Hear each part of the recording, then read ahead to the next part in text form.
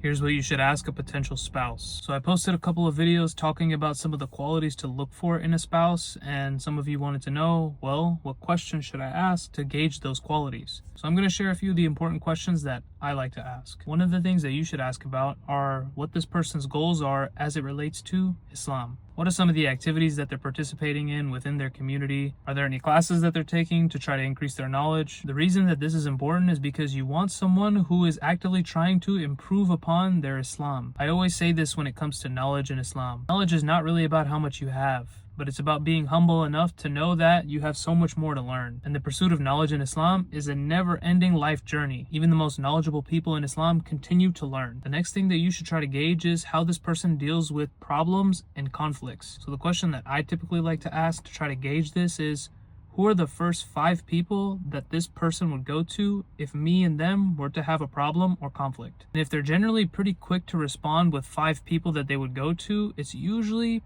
not a great sign, and allow me to explain why.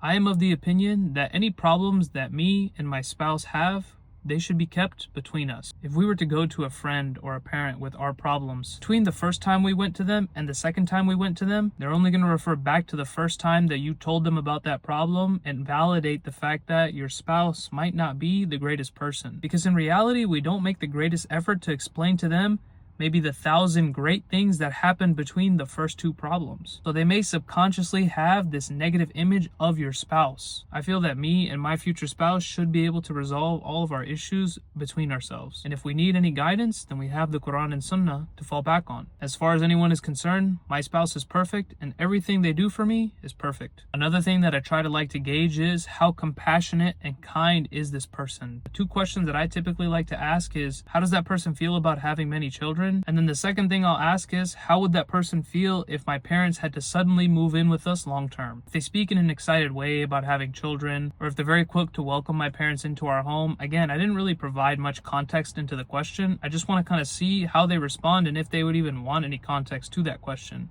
Which is fair to ask, but I would hope that they're compassionate and kind enough to be family oriented and welcome my family into our home, just as I would do for their parents. Maybe some of you will disqualify my advice since I'm not technically married myself, but inshallah, I hope this helps some of you out.